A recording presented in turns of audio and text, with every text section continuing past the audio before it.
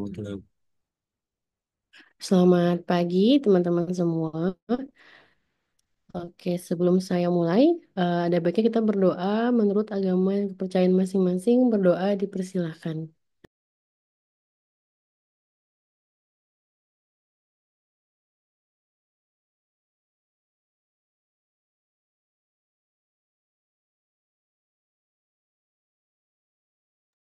Ya, berdoa selesai. Sebelum kita mulai presentasi, saya ingin mengecek kehadiran teman-teman terlebih dahulu. Mungkin nanti Atia boleh dibantu di screenshot ketika sudah saya selesai mengecek kehadiran teman-teman ya. Baik, sekarang hari ini pertemuan keempat, tanggal 24 Maret 2025. Ivano Grevis,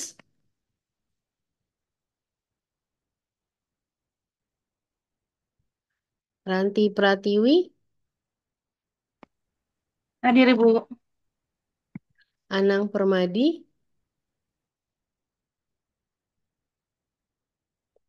Anang Permadi, Hilsya Faikotul,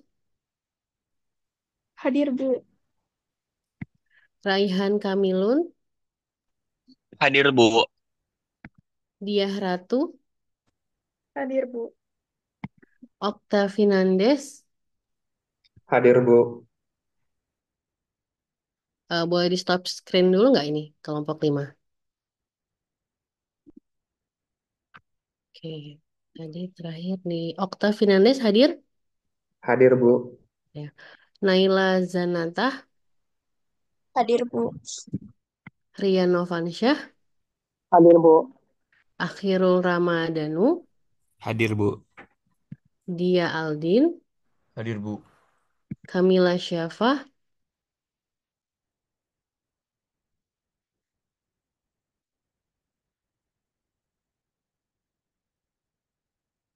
Kamila, nggak ada. Fatih Musad, Hadir Bu. Amar Siddiq, Hadir. Syadin Alivia, Hadir Bu. Virgiawan Akbar, Hadir Bu. Maheswara Zahran, Hadir Bu. Muhammad Akeilah,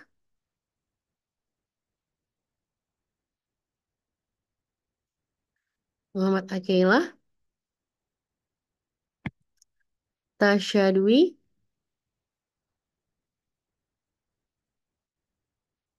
Tasya Dwi, Hadir Bu. Maaf Bu agak nge-lag dikit. siapa? Aku, Atasya. Reisa Almaira, Hadir Bu. Bintang Muhammad,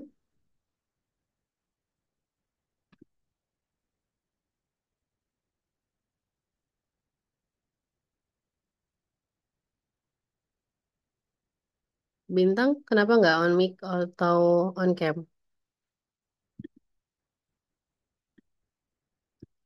Fazahi Batul, Hadir Bu. Muhammad Gaza, Hadir Bu. Melani, Hadir Bu. Regina, Hadir Bu. Yahya Abdurrahman, Hadir Bu. Jasmine Lamia, Hadir Ibu. Bianca Ayu, Hadir Bu. Nazwa Ramadhani, Hadir Bu. Muhammad Faisal, Hadir Bu. Atia Tiara, Hadir Bu. Khandiawurahman, Hadir Bu. Adi Pradipta, Hadir Bu. Khairunisa, Hadir Ibu. Hasna, Hadir Bu. Kansa Putih, Hadir Bu. Muhammad Farhan. Hadir Bu. Oke, mungkin saya cek lagi. Ivano udah join? Nggak ada ya Ivano. Anang Permadi, Nah, nggak ada. Kamila? Kamila nggak ada. Muhammad Akaila? Muhammad Akaila nggak ada. Oke. Oke, tolong Atia di capture kehadiran teman-temannya. Teman-teman bisa on cam Baik, Bu. terlebih dahulu.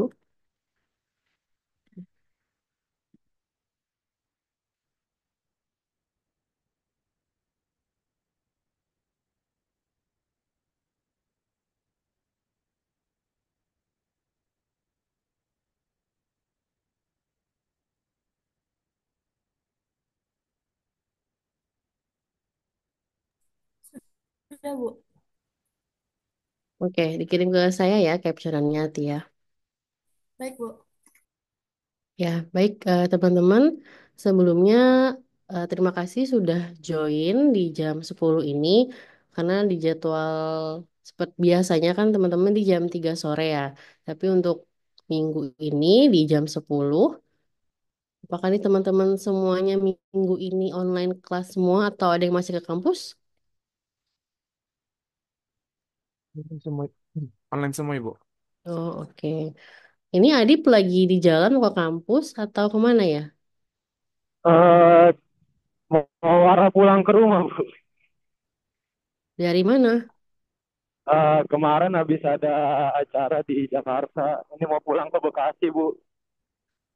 Oke, hati-hati ya. Ini karena kalau Ya, bisa Bu. berhenti dulu ya, Adip ya. Karena kan kita mau Oh, di jam 10. sekitar Ya. sekitar 5 menit lagi, Bu, sampai rumah. Oh ya udah oke. Baik. Oke teman-teman, untuk mempersingkat waktu, saya persilakan kepada kelompok 5 untuk dimulai presentasinya.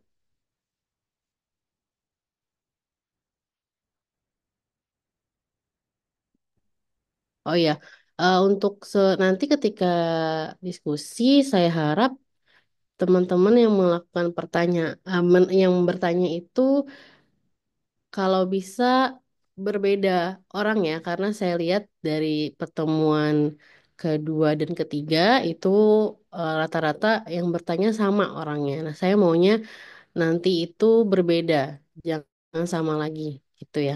Maksudnya misalnya dari kelompok 3, kelompok 5, kelompok 6 itu yang masih belum bersuara gitu ya. Kalau bisa kelompok selain kelompok 5 itu ada yang ingin bertanya gitu.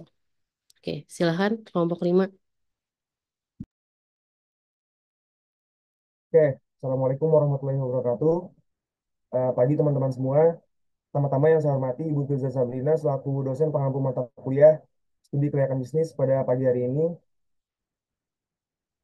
Sebelumnya izinkan kami dari kelompok 5 untuk mempresentasikan materi terkait aspek finansial dalam studi keuangan bisnis pada kesempatan pagi hari ini. Boleh di next.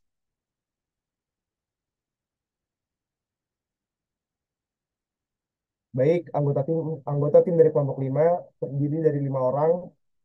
Di antaranya yaitu ada Yahya Abdurrahman Nadib, kemudian ada Akhirul Ramadhanu, ada Fazali Batul Haki, Hakim Musa Kalbana, dan saya sendiri Bintang Muhammad Hasyad. Boleh di next. Oke, outline materi dari em, aspek finansial dalam studi keuangan bisnis ada 7 bagian. Di antaranya yang pertama ada pemahaman awal terkait aspek finansial. Yang kedua ada sumber pendanaan bisnis. Yang ketiga ada analisis aliran cash atau cash flow. Yang keempat ada kriteria penilaian investasi. Kemudian yang kelima ada analisis laporan keuangan. Yang keenam ada pengukuran dengan rasio keuangan. Dan yang ketujuh, kelompok kami akan menampilkan sebuah studi kasus terkait aspek finansial dalam studi kelayakan bisnis. Boleh di next. Oke, untuk materi awal dari presentasi kali ini, saya akan membawakan terkait pemahaman umum tentang aspek finansial. Aspek finansial merupakan sebuah komponen penting dalam bisnis yang digunakan untuk menilai keadaan keuangan dalam perusahaan secara keseluruhan. Aspek ini mencakup beberapa proses penting, dimulai dari perencanaan anggaran atau budgeting, kemudian ada analisis arus kas, sampai dengan proyeksi keuangan. Aspek finansial berhubungan langsung dengan pengelolaan sumber daya keuangan. mencakup investasi awal, biaya operasional, dan juga potensi pendapatan dari penjualan barang maupun jasa. Dalam hal ini, perusahaan harus dapat mengidentifikasi kebutuhan anggaran yang diperlukan untuk menjalankan operasional, serta memastikan bahwa pengeluaran tidak akan melebihi pendapatan yang dihasilkan oleh perusahaan. Kemudian ada elemen penting dalam aspek finansial, di antaranya itu ada analisis biaya dan analisis manfaat. Eh, Hal ini melibatkan perbandingan antara biaya yang dikeluarkan dengan manfaat yang diharapkan dari investasi yang dilakukan. Dengan cara ini, perusahaan dapat menilai apakah suatu investasi layak dilanjutkan atau tidak. Kemampuan untuk mengelola arus kas masuk dan juga keluar secara efektif dapat membantu perusahaan menghindari masalah keuangan yang dapat mengganggu operasional berjalannya perusahaan.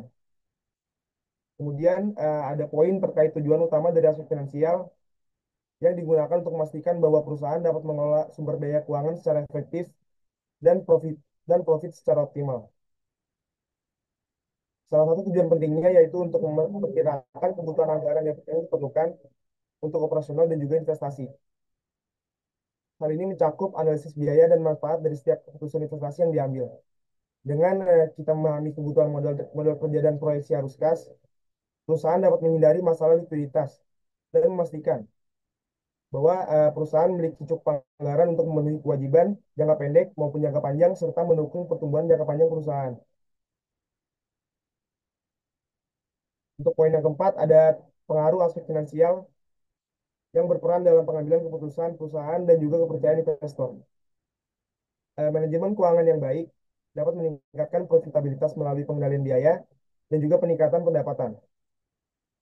Dan juga hal ini dapat memaksimalkan pengembalian investasi atau return of investment, yaitu ketika perusahaan mampu menunjukkan kinerja keuangan yang baik. Hal ini akan meningkatkan kepercayaan investor dan juga beberapa pemangku kepentingan di dalam perusahaan. Dan pada akhirnya, hal ini dapat membuka akses lebih besar terhadap pemasok modal dan juga aspek finansial juga berperan dalam penilaian risiko dan perusahaan mampu mengidentifikasi serta mengelola risiko keuangan untuk menjaga stabilitas operasional perusahaan. Boleh di next.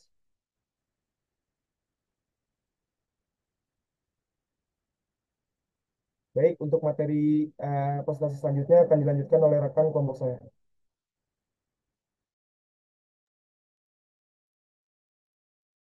Baik, sekarang saya akan menjelaskan mengenai sumber pendanaan bisnis. Nah, untuk mengetahui apakah rencana bisnis kita ini layak atau tidak, maka bisnis harus melakukan studi pada aspek keuangan, sehingga pendanaan dan aliran kas bisnis itu bisa diperkirakan. Studi aspek keuangan juga dirancang untuk menetapkan strategi investasi, seperti menentukan perkiraan biaya dan manfaat, mengevaluasi potensi manfaat, seperti ketersediaan pendanaan, pengeluaran modal awal, dan pengembalian proyek tepat waktu. Nah, juga untuk menilai apakah proyek tersebut bisa dikembangkan atau tidak. Next slide.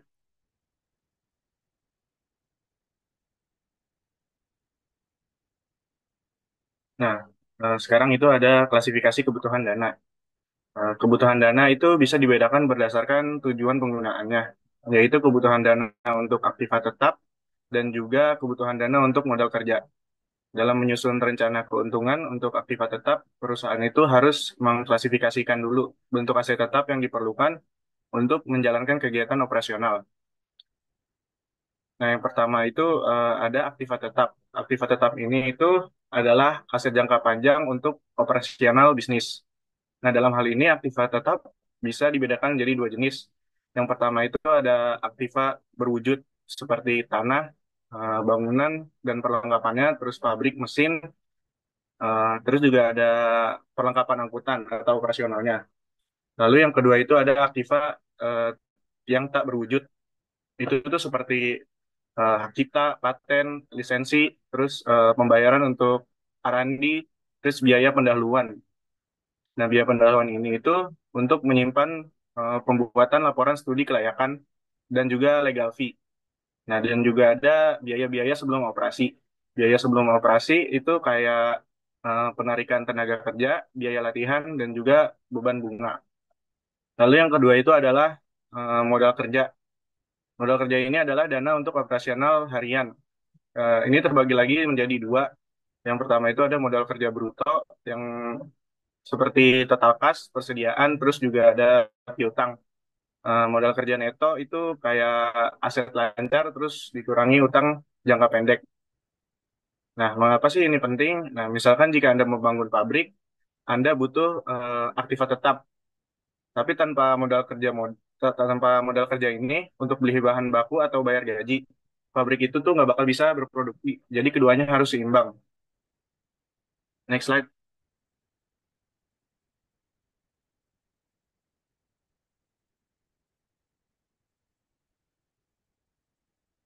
Nah, yang ketiga ini ada sumber dana. Eh, untuk biayai kegiatan investasi biasanya dibutuhkan dana yang besar ya. Eh, Setelah jumlah dana yang dibutuhkan diketahui, selanjutnya yang harus ditentukan itu dalam bentuk apa dana tersebut didapat. Yang pasti sebuah bisnis akan memilih sumber dana yang mempunyai biaya paling rendah dan tidak menimbulkan masalah ke depannya bagi perusahaan. Dana tersebut bisa diperoleh dari berbagai sumber dana yang tersedia, seperti dari modal ekuitas atau modal sendiri, dan dari modal pinjaman atau hutang atau kombinasi sumber dana tersebut. Nah, hal ini itu bergantung pada jumlah modal yang dibutuhkan sesuai dengan perusahaan. Nah, yang menjadi pertimbangan itu adalah keuntungan dan kerugian jika menggunakan modal tunggal atau modal gabungan. Nah, dalam sumber dana ini memiliki ada dua. Yang pertama itu ada sumber dana internal, yaitu dana yang dihasilkan sendiri oleh perusahaan. Yang pertama itu ada eh, sumber dana itu ada pertama laba ditahan. Nah, laba ditahan ini adalah laba bersih yang disimpan untuk dikumpulkan dalam suatu bisnis setelah dividen itu dibayarkan. Nah, contohnya itu seperti misalkan sebuah perusahaan itu untung 1 miliar deh tahun lalu. Nah, jika 30% dibagikan ke pemegang saham, sisanya berarti 70%. Nah, berarti 700 juta bisa diputar kembali untuk keperluan bisnis perusahaan tersebut. Lalu yang kedua itu ada depresiasi. Nah, depresiasi ini adalah alokasi biaya aset tetap selama masa manfaatnya. Penyusutan penyusutan ini dibebankan ke pendapatan baik secara langsung maupun tidak langsung. Contohnya, misalkan mesin harganya 500 juta, terus dipakai selama 5 tahun, maka depresiasi tahunnya itu 100 juta. Nah, dana ini bisa digunakan untuk perawatan atau penggantian mesin. Nah, keunggulan dari masing-masing ini adalah yang pertama, untuk keunggulan sumber dana internal ini, perusahaan tuh nggak harus bayar bunga karena dananya itu berasal dari internal atau dari perusahaan itu tersebut. Nah, terus dananya juga selalu ada jika dibutuhkan. Terus biaya penggunaannya juga relatif rendah. Tapi sumber internal ini jika butuh dana besar eh, tidak bisa tidak bisa menggunakan dana besar. Jadi harus membutuhkan sumber dana eksternal. Nah, untuk sumber eksternal ini eh, memiliki investasi yang lebih banyak. Yang pertama itu ada supplier. Supplier atau pemasok ini memberikan modal pada pelaku usaha dalam bentuk penjualan secara kredit, baik dalam jangka pendek yang kurang dari 1 tahun, jangka pendek, atau jangka menengah di atas 1 tahun, dan kurang dari 10 tahun. Misalkan pabrik tekstil membeli kain secara kredit selama 6 bulan dari supplier. Nah, dengan cara ini membantu mengurangi tekanan kas awal bagi perusahaan. Lalu sumber eksternal yang kedua itu ada bank. Bank ini memberikan pinjaman tapi menggunakan bunga. Bank itu lembaga yang berperan sebagai perantara keuangan dengan pihak yang memiliki dana. Serta juga bank ini lembaga yang berfungsi untuk memperlancar pembayaran. Misalnya dari bank ini ada KUR atau kredit usaha rakyat untuk UMKM. Itu memiliki bunga yang lumayan rendah atau rendah. Lalu yang ketiga untuk sumber eksternal ini, sumber dana eksternal ada pasar modal.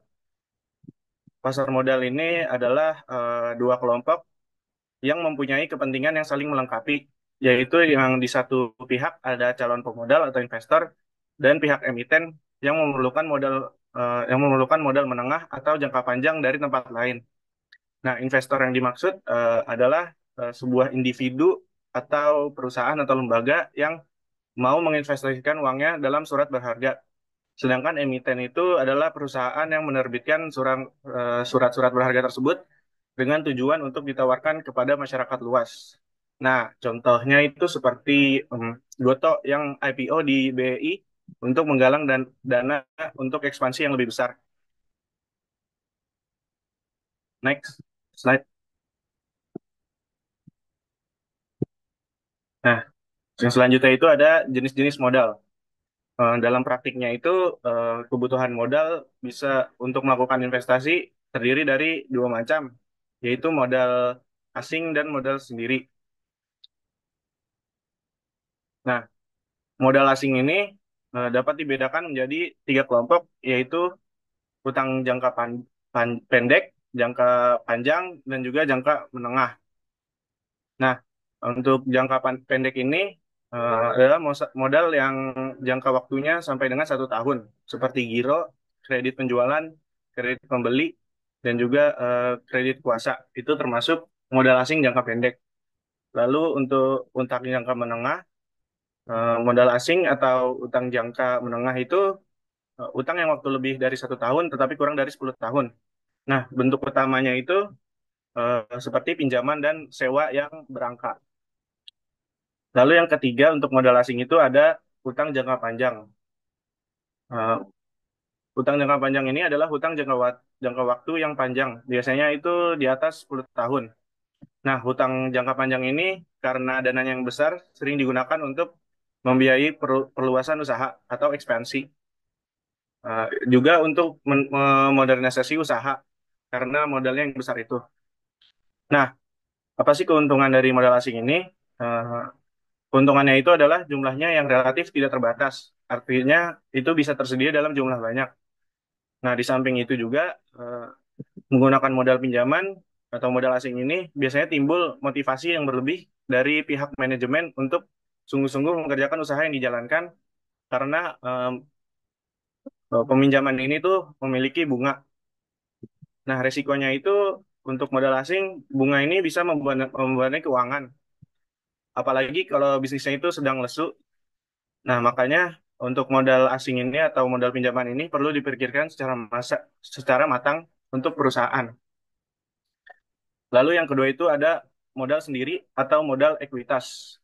Nah, ekuitas ini adalah modal yang diperoleh dari pemilik usaha melalui penerbitan saham, baik secara yang pertama itu ada tertutup atau pribadi maupun publik atau terbuka.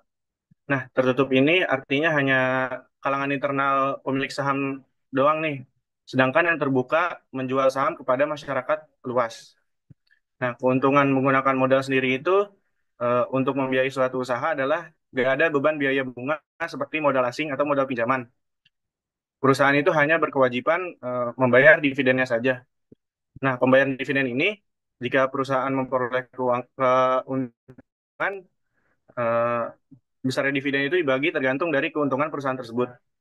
Nah, kemudian juga keunggulannya juga tidak adanya kewajiban untuk mengembalikan modal yang telah digunakan, seperti modal asing.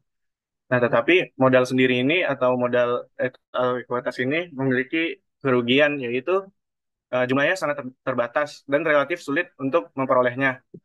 Lalu jika kita menjual kepada publik atau masyarakat, pemegang saham yang besar, jika dia memiliki pemegang saham yang besar, bisa mengambil alih kontrol bisnis perusahaan itu tersebut. Baik, segitu saja. Next akan dilanjutkan oleh teman saya.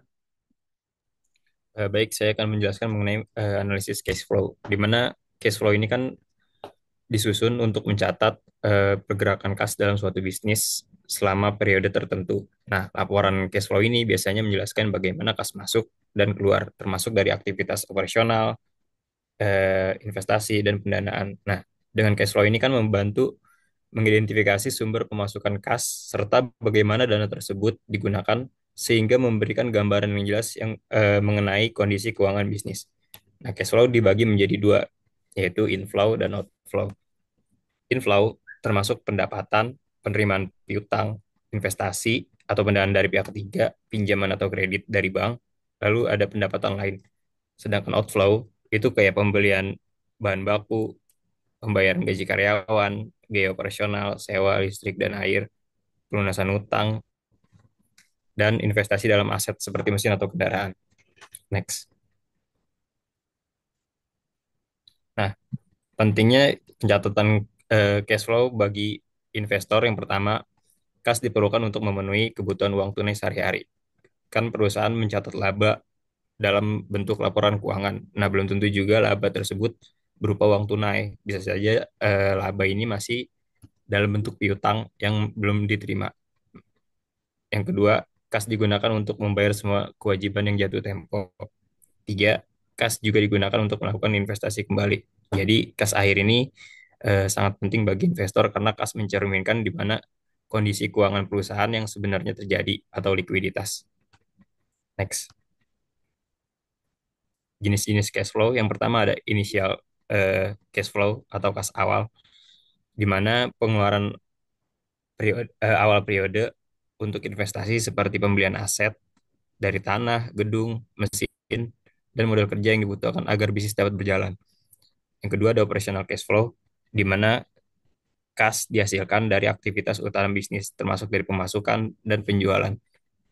Tiga ada terminal cash flow, kas yang diperoleh saat bisnis atau investasi ini berakhir, misalnya penjualan aset atau sisa modal yang dikembalikan. Next. Contoh analisis cash flow. Pertama, PT Makmur Jaya berencana membuka restoran dengan investasi awal sebesar 500 juta rupiah menggunakan modal sendiri. Nah, usia ekonomi aset diperkirakan 5 tahun dengan metode depresiasi garis lurus tanpa nilai sisa. Nah, pendapatan per tahun diperkirakan 600 juta rupiah, sedangkan biaya operasional sebelum penyusutan adalah 300 juta rupiah per tahun. Pajak yang dikenakan sebesar 40%. Nah, berdasarkan data tersebut, dapat kita ketahui bahwa nilai investasinya itu 500 juta rupiah dengan umur ekonomi 5 tahun 5 tahun dan pendapatan per tahun 600 juta rupiah dengan biaya operasional sebelum penyusutan 300 juta rupiah dan pajak 40%. Nah, perhitungan penyusutan yaitu investasi dibagi umur ekonomi. Jadi 500 juta rupiah dibagi 5 sama dengan 100 juta per tahun. Next. Nah, dalam estimasi laporan laba rugi, dapat kita ketahui bahwa pendapatan yang tadi kita dapatkan 600 juta rupiah dengan total biaya tanpa penyusutan 300 juta rupiah dan penyusutan sebesar 100 juta rupiah, maka laba sebelum pajak atau EBT sebesar 200 juta rupiah dan dikenakan pajak 40% dari 200 juta rupiah yaitu 80 juta rupiah. Maka laba setelah pajaknya yaitu 120 juta rupiah. Jadi dengan modal sendiri perhitungan kas atau aliran masuk kita bisa lihat bahwa laba setelah pajak ditambah penyusutan sama dengan 220 juta rupiah. Next slide. Nah, jika 50% dari investasi berasal dari pinjaman dengan bunga 15% per tahun, maka pinjaman yang tadi 500 juta rupiah, setengahnya adalah 250 juta rupiah. Maka bunga pinjaman per tahun 15% dikali 250 juta rupiah sama dengan 37 juta 500 ribu rupiah. Nah, estimasi laporan laba rugi dengan pinjaman, pendapatan sebesar 600 juta rupiah, total biaya penyusutan, plus penyusutan 300 juta rupiah ditambah 100 juta rupiah. Maka laba sebelum pajaknya 200 juta rupiah. Dengan bunga pinjaman 37 juta 500, maka laba sebelum pajak setelah kena bunga pinjaman sebesar 162 juta 500 ribu rupiah. Maka pajak 40% dari 160 juta 162 juta 500 ribu rupiah sama dengan 65 juta rupiah. Maka laba setelah pajak yaitu 97 juta 500 ribu rupiah. Next. Nah, perhitungan kas dengan pinjaman berarti eh, laba setelah pajak 97 juta 500 ribu rupiah ditambah 100 ribu rupiah ditambah bunganya sebesar 37 juta 500 ribu rupiah dikali satu dikurangin pajak. Maka kita dapatkan sebesar 220 juta rupiah. Maka kesimpulannya, jika menggunakan modal sendiri, kas bersih sama dengan 220 juta rupiah per tahun. Tetapi jika menggunakan pinjaman sebesar 50%, maka kas bersih tetap 220 juta rupiah per tahun, tetapi ada beban bunga yang harus mengurangi laba sebelum pajak. Next. Masuk kita ke materi kriteria penilaian investasi. Dalam menentukan kelayakan suatu bisnis atau investasi dapat dilakukan dengan meninjau aspek keuangan menggunakan berbagai rasio keuangan.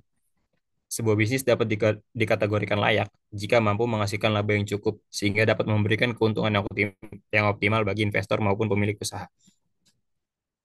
Next slide. Yang pertama ada payback period. Nah, metode ini untuk mengukur berapa lama waktu yang dibutuhkan agar suatu investasi kembali atau modal awal dapat diperoleh kembali dari arus kas bersih yang dihasilkan oleh investasi tersebut. Nah, rumusnya PP ini investasi awal dibagi kas bersih per tahun. Nah, PP digunakan untuk menilai risiko investasi. Semakin cepat modal kembali, maka semakin kecil risiko yang ditanggung investor. 5 tahun merupakan jangka waktu pengembalian modal yang sangat baik untuk sebuah investasi dalam payback period. Next. Nah, average rates of return atau ARR. Nah, ARR ini digunakan untuk menilai investasi dengan tingkat keuntungan rata-rata dari suatu investasi dibandingkan dengan rata-rata investasi yang digunakan. Nah, ARR digunakan untuk menilai apakah suatu investasi layak berdasarkan tingkat pengembaliannya. Rumus dari ARR itu sendiri itu ada rata-rata laba setelah pajak dibagi rata-rata investasi atau nilai investasi dikali 100%. Nah, ARR ini membantu investor atau perusahaan dalam mengevaluasi efektivitas suatu proyek dengan membandingkan keuntungan yang dihasilkan terhadap modal yang diinvestasikan. Biasanya, tingkat pertumbuhan ARR rata-ratanya itu untuk perusahaan berkisar antara 40% sampai 60%. Next. Net present value. Nah, net present value atau NPV adalah metode penilaian investasi yang digunakan untuk mengukur selisih antara nilai sekarang dari arus kas masuk atau cash inflow dengan nilai sekarang dari arus kas keluar atau cash outflow dalam suatu proyek investasi. A0 eh, di, dilambangkan sebagai investasi awal atau cash outflow pada tahun ke-0, AT arus kas bersih pada tahun ke-T, R merupakan tingkat diskonto atau tingkat pengembalian, N sama dengan jumlah tahun. Jadi NPV ini digunakan untuk mengukur selisih antara arus kas masuk dengan arus kas keluar. Next. Internal Rates of Return atau IRR. IRR merupakan tingkat diskonto atau diskon rate yang membuat NPV dari suatu investasi sama dengan nol. Dengan kata lain, IRR merupakan tingkat pengembalian investasi di mana arus kas yang masuk yang didiskontokan sama dengan investasi awal yang dikeluarkan. Dengan rumus eh, A0 dikategorikan sama dengan investasi awal, AT arus kas bersih pada tahun ke-T, sedangkan IRR sendiri merupakan tingkat diskonto yang membuat NPV sama dengan nol, N jumlah tahun proyek. Nah, IRR digunakan untuk menilai kelayakan investasi atau proyek dengan membandingkannya terhadap pengembalian minimum yang diharapkan atau cost of capital. Nah, IRR mencari tingkat pengembalian yang membuat nilai sekarang dari arus kas masuk sama dengan nilai investasi awal. Next. Profitability Index atau PI. PI merupakan rasio yang digunakan untuk menentukan kelayakan suatu investasi dengan membandingkan nilai sekarang dari arus kas bersih yang dihasilkan dengan investasi awal. PI membantu investor menilai apakah proyek layak dijalankan berdasarkan nilai yang dihasilkan per unit investasi. Dengan rumus PI sama dengan eh, PV kas bersih dibagi PV investasi kali 100%. Next. Rasio keuangan. Rasio keuangan merupakan analisis keuangan yang digunakan untuk menilai kesehatan dan kinerja suatu perusahaan berdasarkan laporan keuangan. Rasio keuangan membantu pemilik bisnis, investor, dan kreditor dalam mengambil keputusan. Nah, rasio keuangan ini kan kita telah pelajari di semester lalu di mata kuliah Financial Management. Jadi, ada rasio likuiditas yang dimana likuiditas ini mengukur kemampuan perusahaan dalam memenuhi kewajiban jangka pendeknya. Semakin tinggi rasio likuiditas, semakin baik perusahaan dalam memenuhi utang jangka jangka pendeknya. Jenis rasionya yaitu ada current ratio, quick ratio, cash ratio. Lalu ada rasio solvabilitas untuk mengukur kemampuan perusahaan dalam memenuhi kewajiban jangka panjangnya. Jika rasio ini terlalu tinggi, perusahaan memiliki risiko gagal bayar utang yang tinggi. Jenis rasionya ada debt to equity, debt to asset, time interest earn. Selanjutnya ada rasio aktivitas. Rasio aktivitas untuk mengukur seberapa efisien sebuah perusahaan dalam mengelola asetnya untuk menghasilkan pendapatan. Ada inventory turnover, total asset turnover, day sales outstanding, terus ada fixed asset turnover. Yang keempat ada profitabilitas, di mana rasio profitabilitas untuk mengukur seberapa efisien perusahaan dalam menghasilkan keuntungan dibandingkan dengan penjualan aset dan ekuitasnya. Ada return on asset, return on equity, ada profit margin. Selanjutnya akan disampaikan oleh teman saya.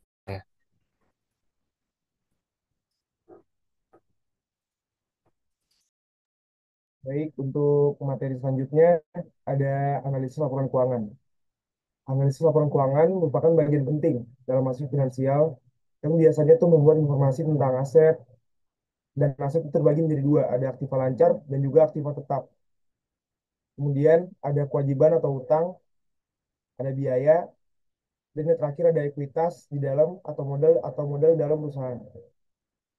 Tujuan dari adanya laporan keuangan adalah untuk memberikan informasi yang transparan mengenai posisi keuangan, kinerja bisnis, dan juga arus kas dalam perusahaan. Informasi di laporan keuangan sangat penting bagi berbagai pihak, termasuk investor, kreditor, dan juga manajemen dalam pengambilan keputusan ekonomi di dalam sebuah perusahaan. Dengan adanya laporan keuangan itu sendiri, em, pengguna laporan keuangan dapat meramalkan kinerja masa depan atau proyeksi keuangan di dalam perusahaan serta dapat membandingkan dengan perusahaan lain dalam industri yang sama. Selain itu, laporan keuangan juga berfungsi sebagai alat untuk menilai kewajaran penyajian laporan keuangan dan dapat mengidentifikasi potensi masalah yang mungkin timbul atau mungkin terjadi dalam operasional perusahaan. Em, Poin ketiga ada manfaat. Manfaat dari laporan keuangan diantaranya yaitu mencakup untuk membantu perencanaan strategis keuangan, proyeksi keuangan perusahaan, dan untuk meningkatkan transparansi serta akuntabilitas perusahaan kepada pemangku kepentingan di dalam perusahaan. Investor dalam hal ini dapat menggunakan informasi untuk menilai kelayakan investasi yang mereka lakukan kepada sebuah perusahaan. Sementara kreditor dapat menentukan kemampuan perusahaan untuk membayar utang di dalam perusahaan meminjam sebuah utang kepada kreditor.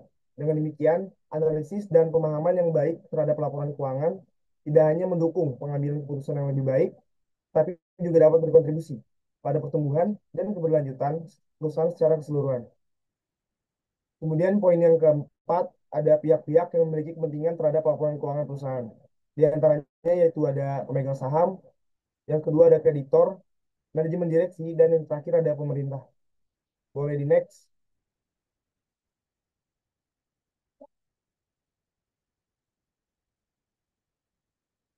Oke, untuk materi neraca keuangan. Neraca keuangan adalah laporan yang menggambarkan posisi keuangan suatu perusahaan pada titik waktu tertentu. Posisi keuangan yang dimaksud adalah posisi aktiva atau harta dan juga pasiva atau kewajiban dan juga ekuitas di dalam suatu perusahaan. Dalam akuntansi, neraca mengikuti persamaan dasar, yaitu aset sama dengan kewajiban ditambah ekuitas. Yang berarti neraca tidak hanya mencerminkan kekayaan perusahaan, tapi juga tentang bagaimana kekayaan tersebut dapat dikelola dan juga dibiayai Kemudian neraca keuangan terdiri dari tiga komponen utama, yaitu aset, kewajiban, dan juga ekuitas. Aset dibagi menjadi dua kategori. Yang pertama ada aset lancar dan juga yang kedua ada aset tetap. Aset lancar adalah aset yang dapat dengan mudah dikonversi menjadi kas dalam waktu dekat, seperti kas, piutang, dan em, persediaan dalam perusahaan.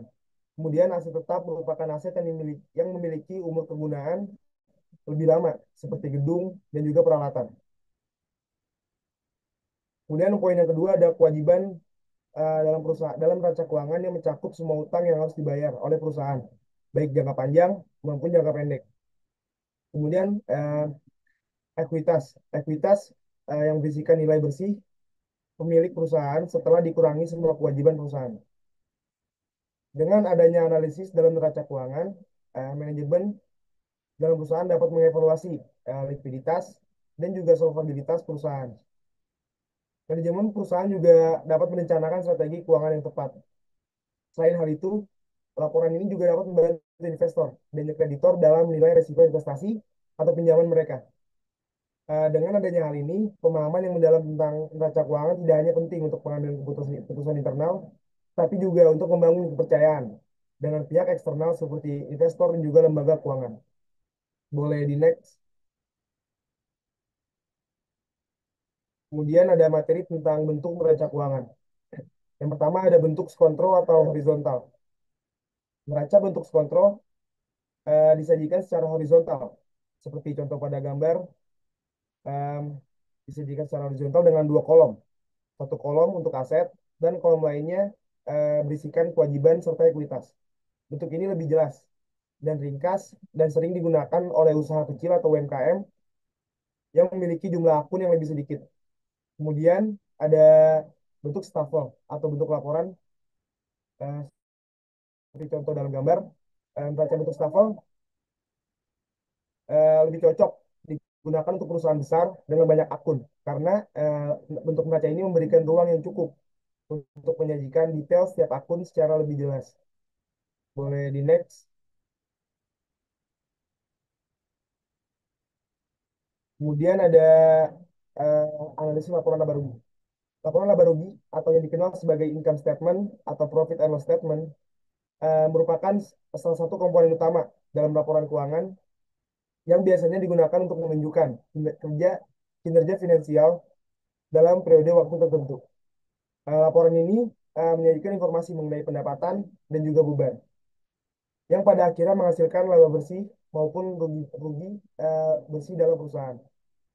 Dengan perusahaan menganalisis laporan laba rugi, manajemen dan pemangku kepentingan dalam perusahaan dapat menilai efisiensi operasional serta dapat membuat keputusan strategis untuk proyeksi masa depan perusahaan. Dan laporan laba rugi biasanya disusun untuk periode bulanan, triwulan, maupun tahunan. Dan biasanya mengikuti prinsip akuntansi yang berlaku untuk memastikan akurasi dalam setiap laporan laba rugi. Kemudian poin yang kedua, laporan laba rugi mencakup sumber pendapatan dari penjualan produk atau jasa selama satu periode. Beban biaya mencakup semua biaya pengeluaran perusahaan dan selisih antara total pendapatan dan total beban dapat diperoleh laba kotor yang kemudian dikurangi dengan beban operasional untuk mendapatkan laba operasi. Nah, untuk selanjutnya laporan ini juga mencakup beberapa hal, diantaranya pendapatan dan beban lain yang tidak terkait langsung dengan operasi utama dalam perusahaan. Sebelum akhirnya menghasilkan laba bersih setelah dikurangi beban pajak. Boleh di next. Oke, terdapat dua bentuk atau dua jenis dalam laporan laba rugi. Yang pertama ada bentuk single step system, yang kedua ada multiple step system. Bentuk single step system merupakan bentuk yang dimana semua pendapatan dicatat dalam suatu bagian dan semua biaya dicatat dalam bagian lain. Dengan perhitungan laba bersih dilakukan dengan mengurangi total biaya dari total pendapatan. Bentuk ini lebih sederhana dan mudah dipahami. Untuk bentuk yang kedua ada multiple step system, di mana bentuk laporan laba rugi ini memberikan informasi yang lebih rinci dengan memisahkan antara laba kotor dan laba operasi. Sehingga Bentuk ini dapat memberikan gambaran yang lebih jelas tentang kinerja keuangan perusahaan. Jenis bentuk laporan laba rugi ini biasanya digunakan oleh perusahaan besar karena memberikan analisis yang mendalam mengenai sumber-sumber pendapatan dan juga pengeluaran dalam perusahaan. Boleh di next? Oke, selanjutnya ada laporan arus kas. Laporan arus kas merupakan suatu komponen penting dalam laporan keuangan yang mencatat semua pergerakan kas, baik kas masuk maupun kas yang keluar selama periode tertentu. Laporan ini memberikan informasi yang jelas mengenai bagaimana perusahaan menghasilkan dan juga menggunakan kas di dalam operasional perusahaan. Em, Tujuan utama dari laporan arus kas adalah untuk memberikan gambaran yang transparan tentang sumber dan penggunaan kas, sehingga manajemen dalam perusahaan dapat membuat keputusan yang lebih baik terkait dengan pengelolaan keuangan. Dengan adanya laporan keuangan ini, perusahaan dapat mengevaluasi kemampuan mereka untuk memenuhi kewajiban jangka pendek, berinvestasi dalam pertumbuhan, dan juga untuk mengelola risiko keuangan.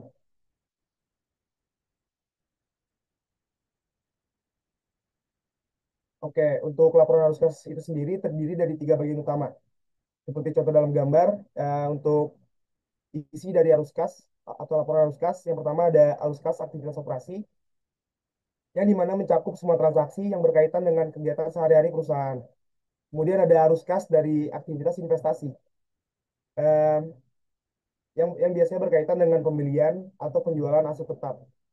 Kemudian yang ketiga ada arus kas dari aktivitas pendanaan, yang biasanya tuh mencakup beberapa hal, termasuk transaksi yang berkaitan dengan pembiayaan perusahaan, termasuk penerimaan pinjaman, dan pembayaran dividen kepada pemegang saham. Laporan arus kas disusun dengan 2 metode utama. Yang pertama ada metode langsung dan juga metode tidak langsung. Metode langsung menyajikan penerimaan dan pengeluaran kas secara spesifik, memberikan gambaran yang jelas tentang sumber kas. Sementara itu metode tidak langsung dimulai dengan laba bersih. Kemudian perusahaan menyesuaikannya untuk perubahan dalam akun di neraca yang mempengaruhi arus kas. Bisa dilihat bentuk laporan arus kas di dalam gambar tersebut. Oke, boleh di next. Oke, kemudian untuk laporan yang terakhir ada laporan perubahan modal. Laporan perubahan modal biasanya tuh mencatat perubahan modal dalam pemilik suatu perusahaan selama periode waktu tertentu. Dan laporan ini tuh memberikan informasi penting mengenai bagaimana modal perusahaan berfluktuasi akibat laba ataupun rugi yang dihasilkan oleh perusahaan. Dan juga berisikan transaksi lain yang melibatkan pemilik modal seperti penarikan atau dividen dan penambahan investasi. Eh, dengan demikian, laporan perubahan modal berfungsi untuk memberikan gambaran menyeluruh tentang kesehatan keuangan perusahaan dan bagaimana ekuitas pemegang saham dipengaruhi oleh kinerja operasional dan keputusan finansial. Tujuan dari adanya laporan perubahan modal adalah untuk menyajikan informasi yang transparan mengenai penyebab bertambahnya atau berkurangnya modal selama periode tertentu. Laporan perubahan modal berisikan modal awal, laba atau rugi, penarikan modal, dan modal akhir perusahaan dalam satu periode. Pertama, modal awal biasanya berisikan saldo modal pada awal periode akuntansi. Kedua, laba atau rugi yang biasanya tuh berisikan atau menunjukkan dampak dari kinerja operasional terhadap ekuitas dalam perusahaan. Tiga, penarikan modal. Biasanya tuh berisikan jumlah yang diambil oleh pemilik dari perusahaan untuk kebutuhan pribadi. Biasanya di akun dalam neraca keuangan atau dalam laporan perubahan modal ditulis sebagai preferred, yang dimana hal ini dapat mengurangi total ekuitas. Untuk yang terakhir ada modal akhir, yang biasanya tuh berisikan tentang hasil perhitungan antara saldo awal ditambah laba atau dikurangi rugi dan kemudian dikurangi dengan jumlah penarikan modal. Baik, boleh di next. Nah, untuk materi selanjutnya akan disampaikan oleh rekan kelompok saya. Terima kasih. Ya, selanjutnya saya akan menjelaskan materi pengukuran atau analisis menggunakan rasio keuangan. Ya, rasio keuangan yaitu suatu alat yang alat dalam menganalisa dan mengukur kinerja perusahaan dengan menggunakan parameter kondisi atau data keuangan suatu perusahaan. Data tersebut biasa diambil dari laporan keuangan, seperti neraca, laporan laba rugi, cash flow, dan lain-lain. Jenis-jenis rasio keuangan ada 4, ada rasio likuiditas, solvabilitas, aktivitas, dan profitabilitas. Yang pertama ada rasio likuiditas atau liquidity ratio, yaitu jenis rasio keuangan yang mengukur kemampuan perusahaan memenuhi kewajiban finansial atau likuiditas perusahaan dalam jangka pendek. Rasio likuiditas dapat dibagi menjadi 3 jenis, yaitu satu, rasio lancar atau current ratio, yang digunakan untuk mengukur kemampuan perusahaan dalam membayar kewajiban jangka pendek atau utang yang segera jatuh tempo dengan aktiva lancar yang tersedia. Semakin besar perbandingan aktiva lancar dengan utang lancar, semakin tinggi kemampuan perusahaan menutupi kewajiban jangka pendeknya. Apabila rasio lancar 1:1 atau 100%, berarti bahwa aktiva lancar dapat menutupi semua utang lancar.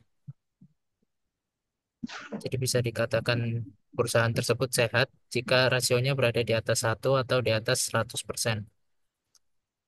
Rumusnya yaitu current ratio sama dengan aktiva lancar per utang lancar kali 100%. Aktiva lancar yaitu aset yang bisa dikonversi menjadi kas dalam waktu kurang dari 1 tahun, seperti kas dan setara kas, piutang usaha, inventory atau persediaan barang, investasi jangka pendek. Utang lancar yaitu utang atau kewajiban yang harus dibayar dalam waktu 1 tahun, seperti utang usaha, beban gaji, beban sewa, utang jangka pendek. Yang kedua, rasio cepat atau quick ratio atau acid test ratio. Rasio yang menunjukkan kemampuan perusahaan dalam membayar kewajiban atau utang lancar dengan aktiva lancar tanpa memperhitungkan nilai persediaan. Rasio ini menunjukkan kemampuan aktiva lancar yang paling liquid mampu menutupi utang lancar. Semakin besar rasio ini, semakin baik. Angka rasio ini tidak harus 100% atau 1:1. Walaupun rasionya tidak mencapai 100%, tapi mendekati 100% juga bisa dikatakan sehat. Rumus rasio keuangan cepat yaitu aktiva lancar dikurang persediaan per utang lancar kali 100%. Yang ketiga, rasio kas atau cash ratio, yang digunakan untuk membandingkan antara kas dan aktiva lancar yang bisa segera menjadi uang kas dengan utang lancar. Kas yang dimaksud adalah uang perusahaan yang disimpan di kantor dan di bank dalam bentuk rekening koran. Sedangkan aktiva setara kas adalah harta lancar yang dengan mudah dan cepat dapat diuangkan kembali, dapat dipengaruhi oleh kondisi ekonomi negara yang menjadi domisili perusahaan bersangkutan. Semakin besar rasionya semakin baik. Sama seperti quick ratio tidak harus mencapai 100%. Adapun rumusnya kas ditambah aktiva setara kas per utang lancar dikali 100%. Terus yang kedua ada rasio solvabilitas, yang digunakan untuk mengukur tingkat pengelolaan sumber dana dan kemampuan perusahaan dalam memenuhi kewajiban jangka panjangnya. Ada dua, yaitu yang pertama rasio utang terhadap aktiva atau total debt to asset ratio, yaitu mengukur seberapa besar aktiva perusahaan dibiayai oleh utang atau seberapa besar utang perusahaan berpengaruh terhadap pengelolaan aktiva. Rasio ini menunjukkan sejauh mana utang dapat ditutupi oleh aktiva. Semakin kecil rasionya, semakin aman atau solvable. Rumusnya yaitu total utang per total aktiva dikali 100%. Total aktiva yaitu semua sumber daya perusahaan termasuk aset lancar dan tetap seperti tanah, bangunan, peralatan. Yang kedua, rasio utang terhadap ekuitas atau total debt to equity ratio, menunjukkan hubungan antara jumlah utang jangka panjang dengan jumlah modal sendiri yang diberikan oleh pemilik perusahaan yang berguna untuk mengetahui jumlah dana yang disediakan kredit diatur dengan pemilik perusahaan. Bagi perusahaan, besarnya utang tidak boleh melebihi modal sendiri agar beban tetapnya tidak terlalu tinggi.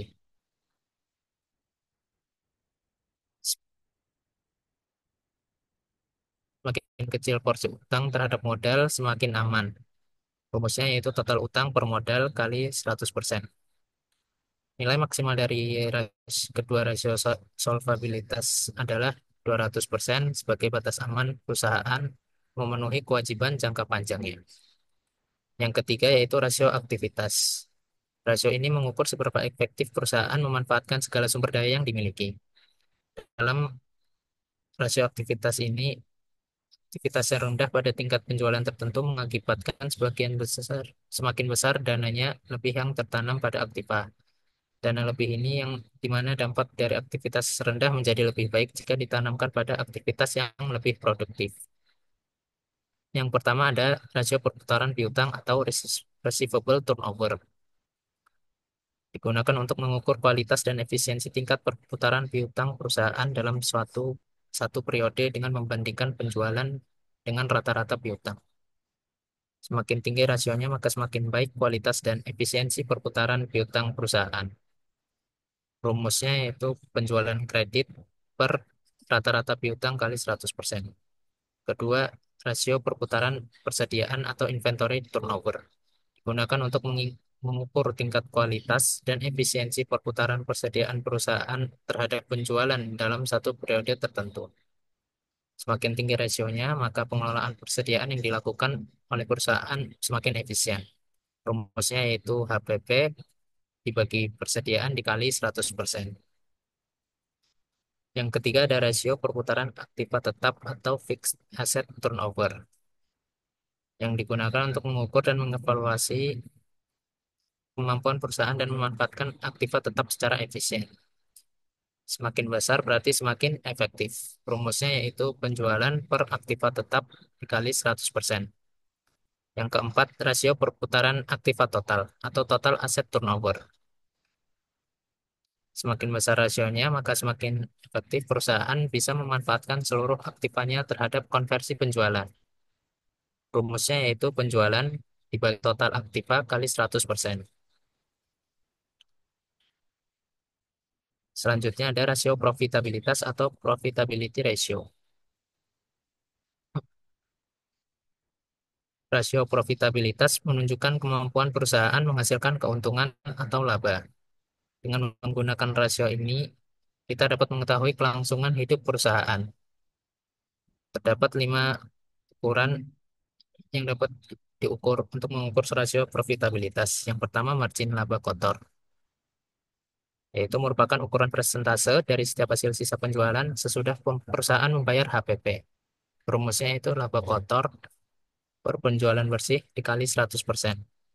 Dua, margin laba operasi. Digunakan untuk mengukur kemampuan perusahaan dalam mendapatkan laba operasi sebelum bunga dan pajak dari penjualan.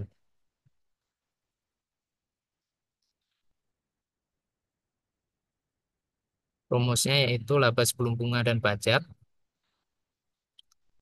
dan dibagi penjualan neto dikali 100%. Yang ketiga, margin laba bersih. Berbeda dengan gross profit, rasio ini menghitung persentase dari setiap hasil sisa penjualan sesudah dikurangi semua biaya dan pengeluaran, termasuk bunga dan pajak. Rumusnya itu laba bersih setelah bunga dan pajak dibagi penjualan bersih dikali 100%. Yang keempat ada earning power of total investment.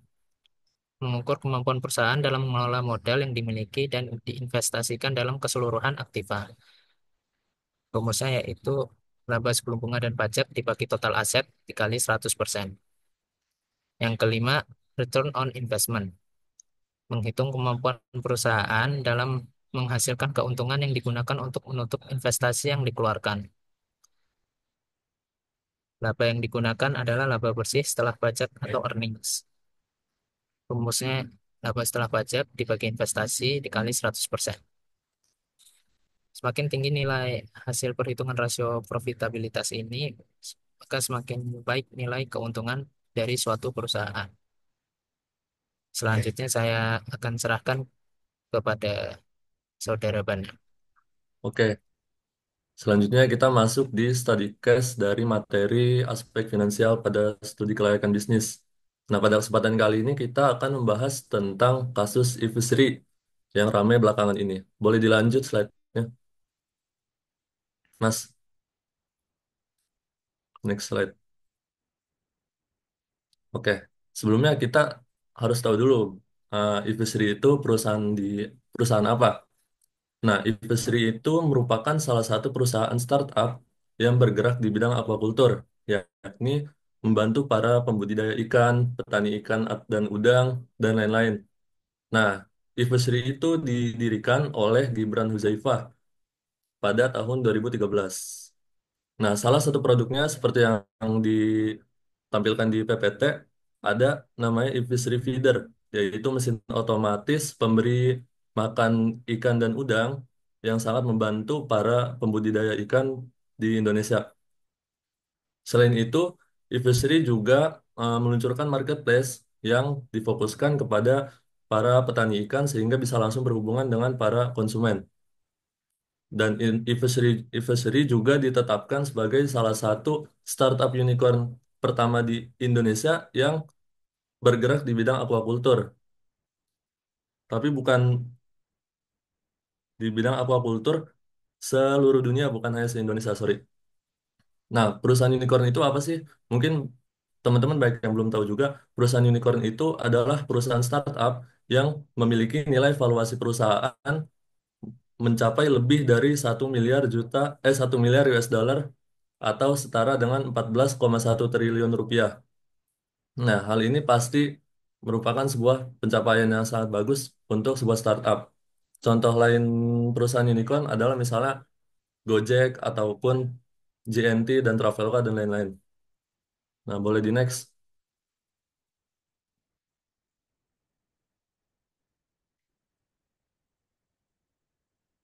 Nah, kita lanjut ke permasalahan atau kasus Ivesri ini. Nah, pada tahun 2024 lalu, seorang whistleblower atau pelapor melaporkan bahwa Ivesri ini diduga telah melakukan manipulasi laporan keuangan sejak 2018. Nah, 2018 ini adalah awal mula ketika Ivesri mengumpulkan dana dari para investor. Jadi bisa dibilang foundernya ini telah melakukan fraud atau manipulasi keuangan secara sistematis sejak awal mengumpulkan dana. Nah, dan simpelnya mereka melakukan fraud itu dengan menaikkan omset sekitar 20-25% dan memanipulasi keuntungan perusahaan sehingga pada akhirnya mereka bisa mengumpulkan dana, mereka bisa mengumpulkan kepercayaan para investor sehingga dapat mengumpulkan duit sebesar 4 juta US dollar atau sekitar 60 miliar rupiah. Nah, bagaimana sih cara mereka melakukan manipulasi keuangan itu? Kita bahas di next slide, Mas. Oke, jadi pada laporan dugaan, jadi Fishery mempunyai dua buku laporan keuangan. Buku laporan keuangan yang pertama yang disajikan itu adalah angka yang berasal dari ERP atau sistem dari perusahaan mereka, yang mana di dalamnya itu adalah angka-angka real dan penggunaannya hanya sebatas keperluan internal operation. Nah, yang laporan kedua ini, buku laporan kedua, inilah uh, dia menggunakan Excel yang dimana angka-angkanya itu telah dimanipulasi oleh ownernya. Dan laporan ini yang ditujukan kepada para investor dan pihak eksternal. Dan beberapa angka penting yang dimanipulasi adalah seperti omset, keuntungan, dan lain-lain. Boleh di next?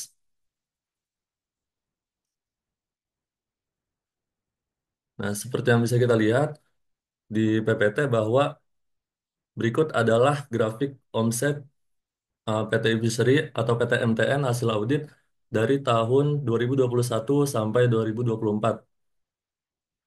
Next lagi, Mas. Oke, pada tahun 2021, e-Fishery ini bisa dilihat pada garis biru adalah angka real, kemudian pada garis yang hijau adalah angka yang dilaporkan kepada para investor. Pada tahun 2021 itu mereka mendapatkan omset sekitar 958 US sorry 958 juta US dollar atau sekitar sekian rupiah. Nah, tapi mereka melaporkan kepada para investor itu sekitar 1.586 juta US dollar dengan selisih pada rupiah sekitar 627 triliun rupiah.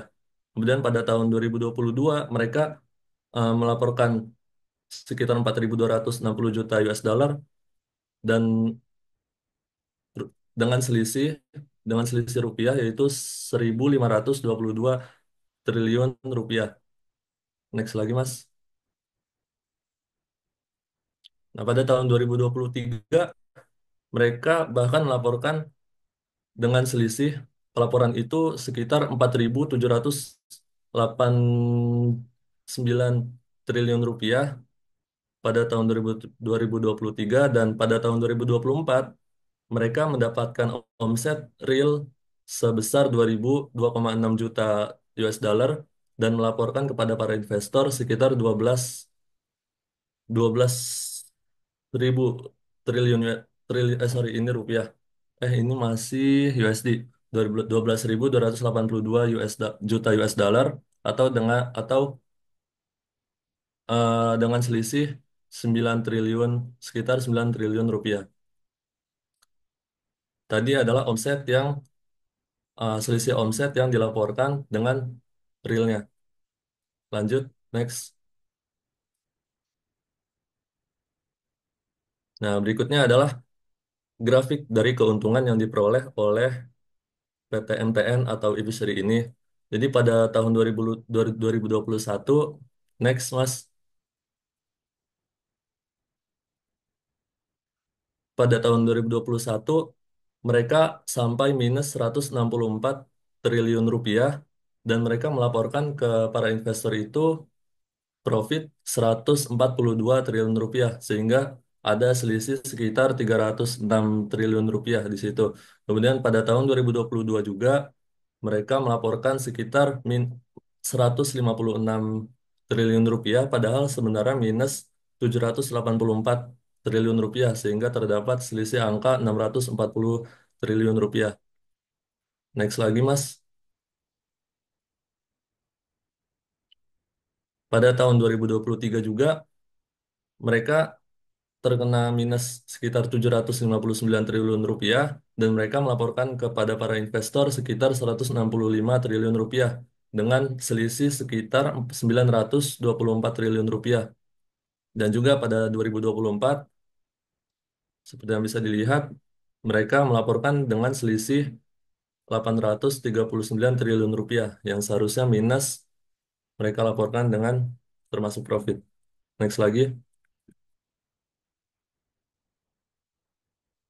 Nah, jadi intinya kasus Ivesri ini secara nggak langsung pasti mengguncang dunia startup, apalagi dunia startup Indonesia dengan dugaan manipulasi laporan keuangan yang nggak bisa dibilang main-main gitu.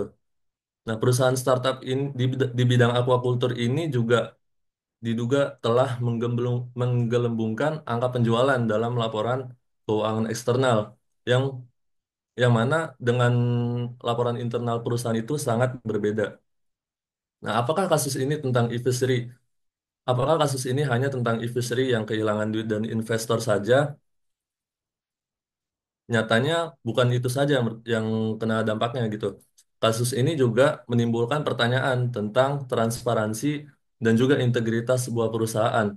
Dan hal ini juga berpotensi merusak kepercayaan investor terhadap ekosistem startup yang ada di Indonesia. Dan dampak lebih jauhnya, kalau kita tarik garisnya, adalah kita yang ingin buat startup atau usaha itu bisa mendapatkan beberapa dampak.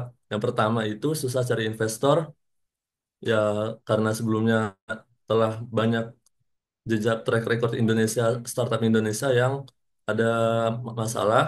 Kemudian yang kedua adalah akses teknologi akan lebih susah untuk para pebisnis seperti apalagi calon pebisnis seperti kita di masa depan.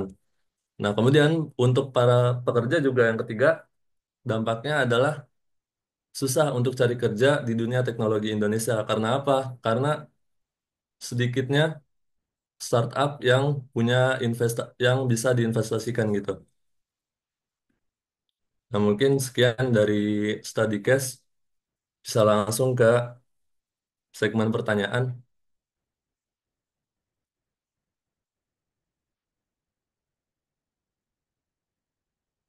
Boleh di next, Mas Yahya. Oke, ini ada daftar pustaka dari sumber materi kelompok kami yang sudah kami presentasikan. Boleh di next.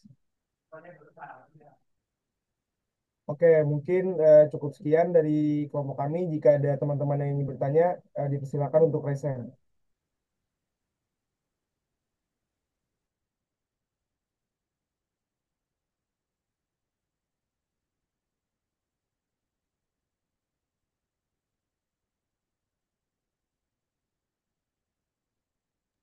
Oke, kepada Farhan Kesa, waktu dan tempat dipersilakan. Oke, terima kasih moderator. Selamat pagi. Nama saya Muhammad Farhan Kesah dari kelompok 8. Di sini saya ingin bertanya, tadi kan sudah dijelaskan beberapa metode penilaian investasi seperti payback period, average rate of return, return, net present value, dan internal rate of return. Saya ingin bertanya, bagaimana menentukan metode yang paling tepat untuk yang paling tepat atau sesuai untuk digunakan dalam mengevaluasi suatu proyek investasi? Dan apakah ada pertimbangan khusus atau kriteria tertentu yang digunakan untuk memilih metode metode tersebut dalam suatu kasus? Selain itu, apakah pernah terjadi situasi di mana metode-metode ini memberikan hasil yang berbeda atau malah bertentangan? Terima kasih. Eh, bisa saya langsung jawab. Oke. Untuk pemilihan metode dalam penilaian investasi yang paling sesuai untuk suatu proyek itu tergantung apa tujuan perusahaan, lalu bagaimana ketersediaan dananya dan karakteristik proyek itu sendiri. Nah, jika saya ambil contoh untuk payback period sama net present value. Nah, jika perusahaan perlu eh, membalikan modal secara cepat, maka payback period ini merupakan pilihan yang tepat. Sedangkan jika untuk mengukur profitabilitas investasi dalam jangka panjang dengan mempertimbangkan nilai time value of money, maka net present value merupakan pilihan yang tepat. Nah, kan situasi ini kan metode-metode ini memberikan hasil yang bertentangan.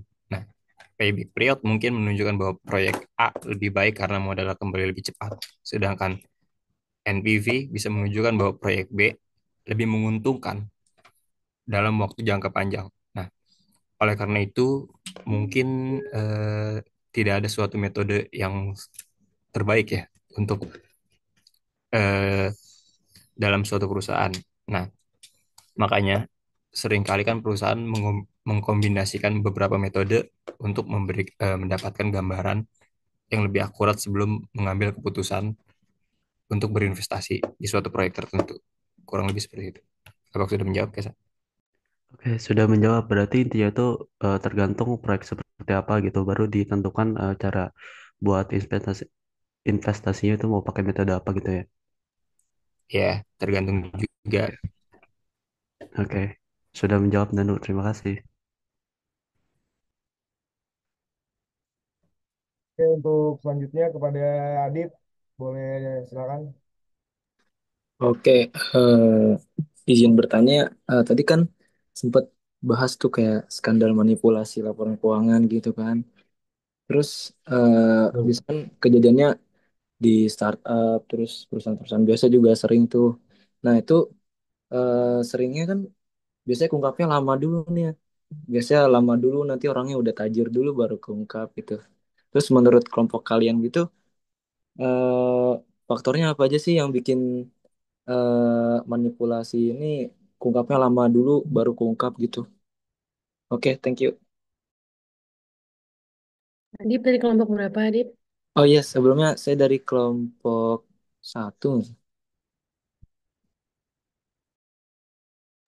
Oke, baik. Untuk pertanyaan Adib ditampung dulu. Mungkin teman-teman adakah lagi yang ingin bertanya?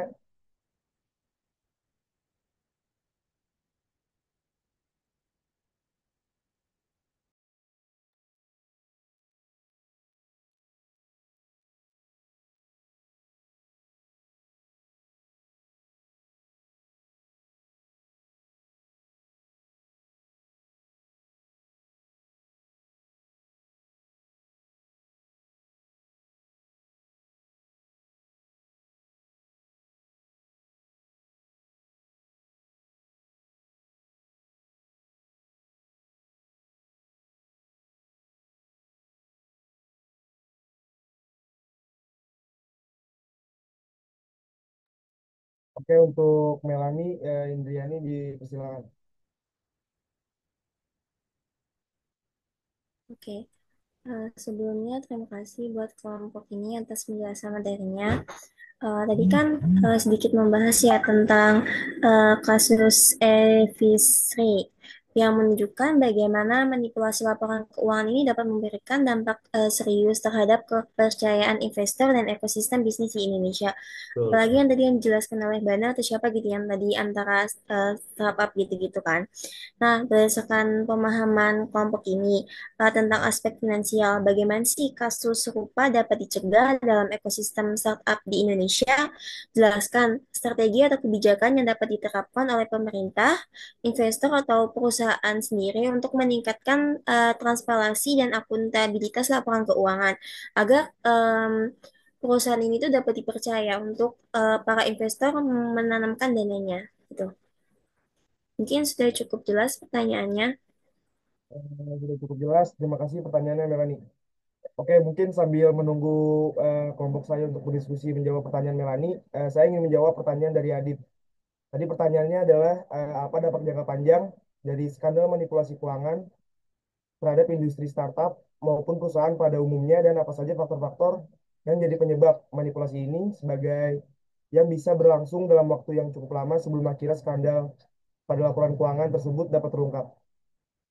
Menurut saya, dampak jangka panjang dari skandal manipulasi laporan keuangan ini em, seperti yang tadi kelompok kami sudah angkat pada kasus seperti Fishery yang menunjukkan eh, bahwa dampak jangka panjang dari hal ini dapat mengurangi kepercayaan investor global dan juga dapat mengurangi distorsi pasar dan inefisiensi ekonomi. Dalam kepercayaan investor global, seperti kasus Eviseri, menunjukkan penurunan signifikan minat investor asing terhadap startup lokal. Dengan 67% investor venture capital melaporkan peningkatan due diligence setelah skandal. Dampak ini bersifat kumulatif, yang dimana setiap kasus itu dapat mengurangi risk appetite atau pengulangan risiko dari investor secara global. Kemudian ada distorsi pasar dan inefisiensi ekonomi, yang dimana manipulasi ini dapat menyebabkan alokasi modal yang tidak optimal, menurunkan return of investment, dan juga biaya modal perusahaan yang dapat meningkat. Kemudian poin yang kedua dari pertanyaan Adi pada faktor penyebab dari hal ini. Yang pertama, faktor penyebabnya adalah kelemahan struktural. Di antaranya tata kelola auditor perusahaan dengan persentase kasus sebesar 68%. Kemudian ada sistem kontrol internal yang kurang dalam proses perancangan atau pelaporan laporan keuangan. Yang dimana kasus ini biasanya disebabkan oleh tidak hadirnya komite audit dalam rapat kontrol dalam rapat kontrol internal. Kemudian faktor penyebab yang kedua ada rasionalisasi kultural, di mana normalisasi praktik window dressing dalam laporan keuangan yang sudah dianggap sebagai budaya dalam startup di Indonesia, dan juga biasanya ada pembenaran dengan narasi penyelamatan perusahaan dalam budaya bisnis di startup Indonesia. Mungkin itu saya jawaban dari saya. Apakah sudah cukup menjawab, Adit?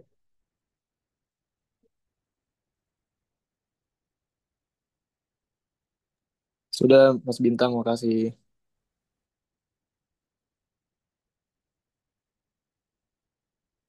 Baik, untuk jawaban Melani akan dijawab oleh rekan kelompok saya. Oke, izin menjawab pertanyaan Melani yang menanyakan tentang strategi atau kebijakan yang bisa diterapkan oleh pemerintah, investor, serta perusahaan itu sendiri. Nah, jadi kasus advisory ini secara nggak langsung pasti udah jadi pengingat penting gitu tentang betapa besarnya risiko manipulasi laporan keuangan dalam ekosistem startup. Nah, untuk mencegah kasus serupa seperti ini, itu ada tiga pihak yang terlibat. Pemerintah, satu pemerintah, dua investor, dan yang ketiga itu ownernya sendiri. Nah, beberapa strategi tersebut itu dibagi lagi. Misalnya, pemerintah itu punya pemerintah bisa melakukan beberapa kebijakan dan strategi. Yang pertama itu seperti peningkatan regulasi keuangan. Maksudnya apa? Yaitu pemerintah dapat memperketat regulasi terkait transparansi laporan keuangan dan juga laporan-laporan lainnya, seperti contoh mewajibkan audit independen dan lain-lain. Kemudian yang kedua adalah sanksi tegas untuk para pelaku manipulasi keuangan.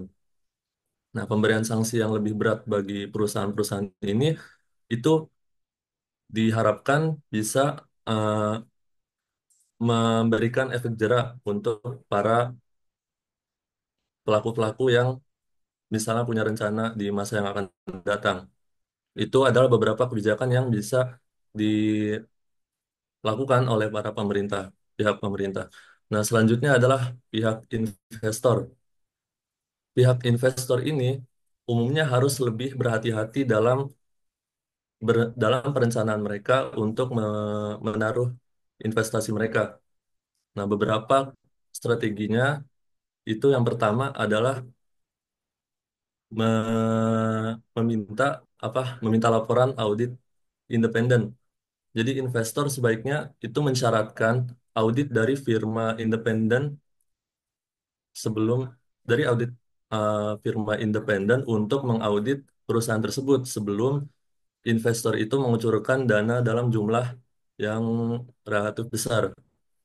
Nah, kemudian strategi yang kedua adalah menerapkan mekanisme governance. Jadi para investor ini bisa meminta perwakilan dari direksi startup tersebut untuk memastikan manajemen itu berjalan secara transparan. Jadi ada relasi yang harus di-maintain oleh perusahaan dengan si investor ini. Kemudian strategi yang ketiga itu adalah transparansi dalam KPI atau Key Performance Indicator. Jadi startup ini harus memberikan laporan keuangan dan metrik bisnis yang lebih detail dan realistis kepada para investor. Jadi bukan hanya angka yang menunjukkan pertumbuhan semu. Jadi harus lebih detail gitu poin-poinnya. Nah, kemudian dan yang menarik adalah bahwa di saat startup itu lagi ramai bermunculan di Indonesia, kebanyakan investor itu lebih mementingkan narasi perusahaan tersebut. Jadi bagaimana perusahaan ini berjalan, kemana perusahaan ini akan berlabuh, terus juga apakah perusahaan ini akan boom. Nah, ini adalah salah satu contoh blunder yang pertama bisa dibilang. Harusnya si investor ini bisa lebih teliti lagi dalam memilah eh, calon bisnis yang diinvestasikan. Nah, kemudian pihak yang ketiga itu pihak si owner atau perusahaan sendiri. Jadi budaya transparansi dan tata kelola itu harus diperbaiki lagi. Dan yang paling penting adalah mengedepankan integritas karena integritas sendiri itu termasuk dalam fondasi bisnis itu sendiri. Jadi harus itulah. Jadi bisnis itu bukan cuma soal uang, tetapi juga bagaimana kita bisa mengaplikasikan profesionalisme dan integritas kita yang baik gitu di perusahaan tersebut. Oke, mungkin sekian. Apakah terjawab untuk Melani? Hmm, cukup terjawab karena makasih untuk jawabannya. Oke, bisa dilanjut Bintang. Oke, baik. Mungkin karena udah selesai sebutan jawab dari vaksinasi kelompok 5. Terima kasih teman-teman atas perhatian dan partisipasinya. Jika ada kesalahan dan kekurangan kata kami mohon maaf. Wabillahi taufiq wal hidayah. Wassalamualaikum warahmatullahi wabarakatuh. Untuk agenda Zoom selanjutnya saya kembalikan ke Ibu Filza Sabrina. Waalaikumsalam warahmatullahi wabarakatuh. Terima kasih kelompok 5 atas diskusinya. Untuk catatan kelompok 5, tadi di bagian kasus advisory itu belum dilengkapi sumbernya ya. Kalau saya lihat di daftar pustaka belum tercatat nih teman-teman ngambil sumbernya itu dari mana. Itu kalau misalnya nanti ditambahin lagi ya kelompok 5 catatannya. Iya, Kemudian, mungkin baru dari Tempo aja, Bu, oke. portal berita. Dan juga tadi hasil diskusinya nanti di-share di grup, nanti teman-teman tulis dalam bentuk Word, kemudian di-share dalam bentuk file PDF gitu ya, hasil tanya jawabnya tadi. Kemudian di sini saya mau apa namanya, mau reminder. Waktu di pertemuan pertama, Prof. Dedi pernah menyampaikan terkait mm, studi kasus ya. Jadi teman-teman diminta untuk memilih salah satu perusahaan atau bisnis tertentu ataupun UMKM, sorry. Nanti teman-teman analisis menurut 8 aspek yang ada dalam studi feasibility study of business yang ada di web. Teman-teman bisa lihat itu ada 8 ya. Jadi teman-teman mengkaji salah satu perusahaan ataupun bisnis dan teman-teman kemudian analisa berdasarkan misalnya aspek yuridisnya, kemudian secara teknis, aspek pasar, finansial, manajemen organisasi, sosial ekonomi dan lingkungan. Nah, itu teman-teman nanti ketika setelah UTS itu akan dipresentasikan sejauh mana teman-teman sudah melakukan apa namanya tuh semacam penelitian kali ya teman-teman sudah misalnya sudah melakukan wawancara, sudah mengkaji sejauh mana, sudah sampai aspek mana nih teman-teman kaji seperti itu. Itu sedikit saya reminder teman-teman karena sekarang sudah masuk pertemuan keempat, jadi masih ada 4 pertemuan lagi. Teman-teman bisa diskusi sama kelompoknya kira-kira mau ngambil perusahaan apa atau UMKM apa atau bisnis apa yang teman-teman bisa kaji bareng-bareng. Nantinya di akhir dari apa namanya tugas kelompoknya itu kan itu teman-teman diminta untuk membuat semacam video gitu ya, video dokumentasi. Jadi nanti di sebelum UAS gitu ya, semua tugasnya itu sudah rampung seperti itu. Jadi saya ingatkan kembali untuk teman-teman dari sekarang nih ya sudah tahu nih mau mengkaji studi kasus apa seperti itu. Kemudian yang kedua, untuk tugas case based learning yang ada di web,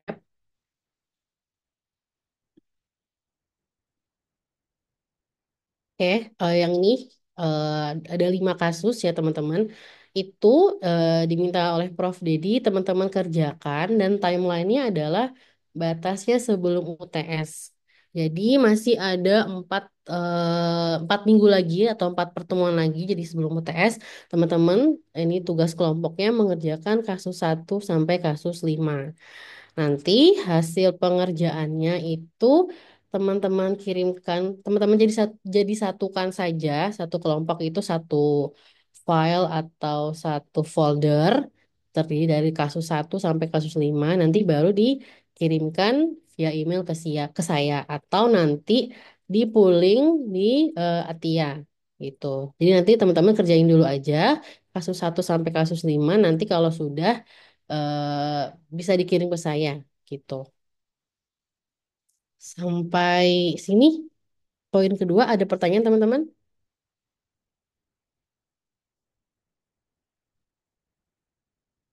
Dan kalau teman-teman lihat di kasus 1 sampai kasus 5 itu nantinya hasil pengerjaannya teman-teman kerjakan dalam bentuk laporan saja.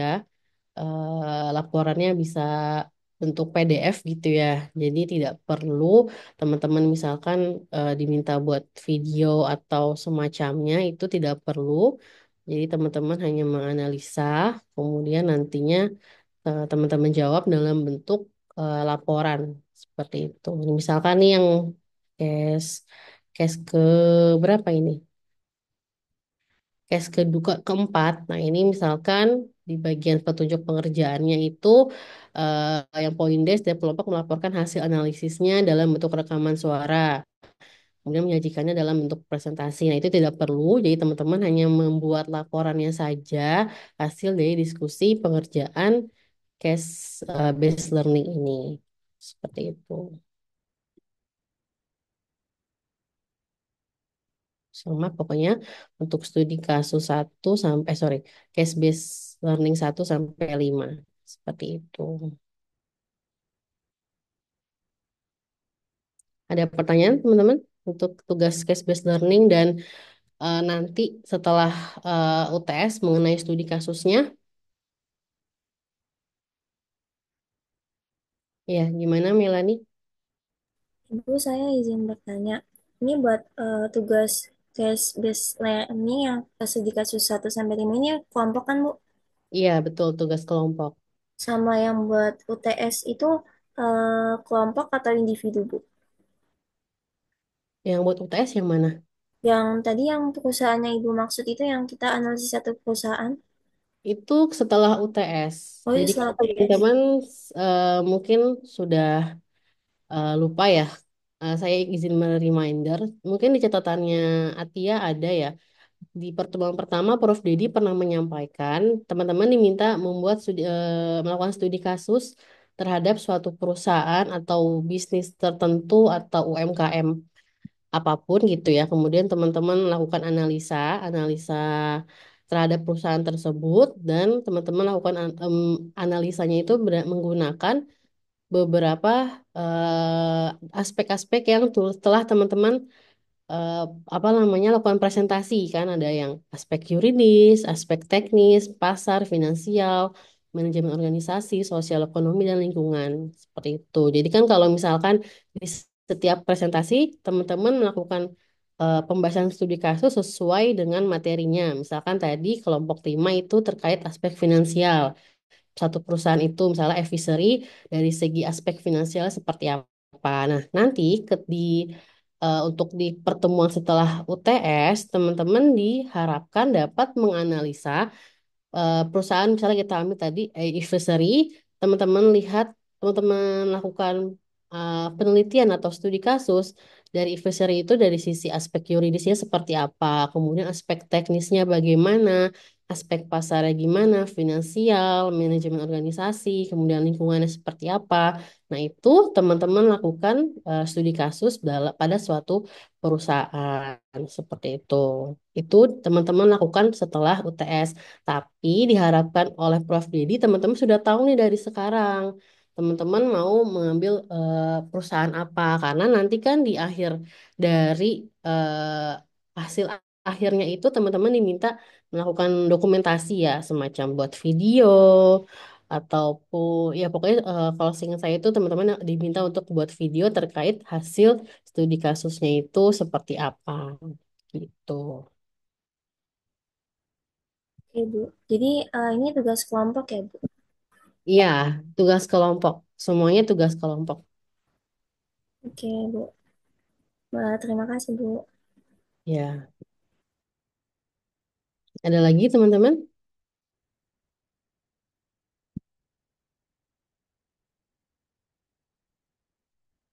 Oke, untuk perkuliahan selanjutnya ini saya mau share. Nah, ini kan sekarang pertemuan keempat ya teman-teman. Tadi sudah kelompok 5 yang presentasi. Kalau sebelumnya saya pernah nge-share terkait pembagian presentasi kelompok ya. Nah, saya cek lagi ternyata teman-teman kalau masih kurang lah, masih kurang pertemuannya karena di tanggal 7 April itu ada cuti bersama. Nah, saya mau mengganti pertemuan yang di tanggal 7 April itu di hari Kamis jam 10. Apakah teman-teman bisa? Ada kelas kah di hari Kamis jam 10 sampai jam 12?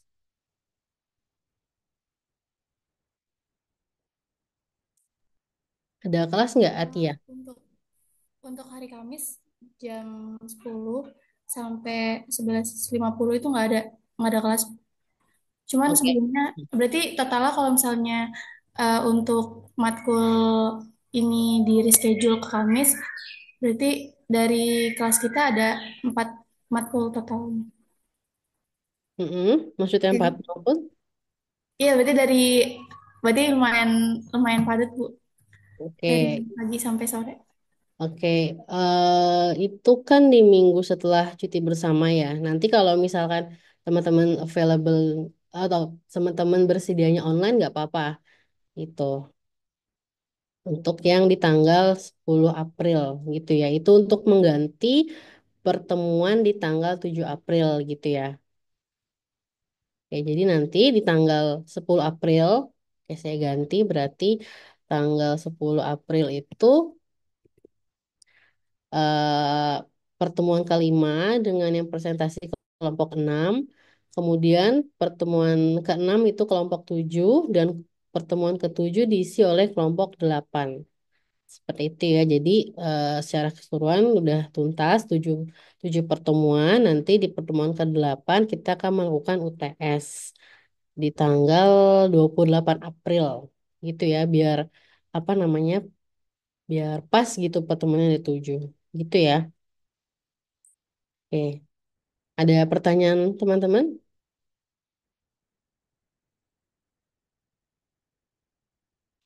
Oke, jadi nanti di tanggal 10 April kita online saja. Nanti di pertemuan selanjutnya 14 dan pertemuan ke-6 dan ke-7 baru kita offline gitu. Karena saya rasa khawatir di minggu setelah Lebaran itu teman-teman masih ada yang di luar kota gitu ya. Jadi baiknya dilakukan secara online saja gitu ya. Oke, baik. Jika tidak ada pertanyaan, nanti kalau misalnya pun ada pertanyaan, teman-teman bisa tanyakan di grup chat gitu ya, biar nanti kalau ada yang, biar semuanya tuh bisa tahu, jadi semuanya terinfo gitu. Oke, baik. Jika tidak ada pertanyaan, saya akhiri. Terima kasih teman-teman semua atas kehadirannya. Wassalamualaikum warahmatullahi wabarakatuh. Minal aidin wal faizin ya, sampai ketemu habis Lebaran. Waalaikumsalam, Bu. Waalaikumsalam Terima kasih, warahmatullahi Bu. wabarakatuh.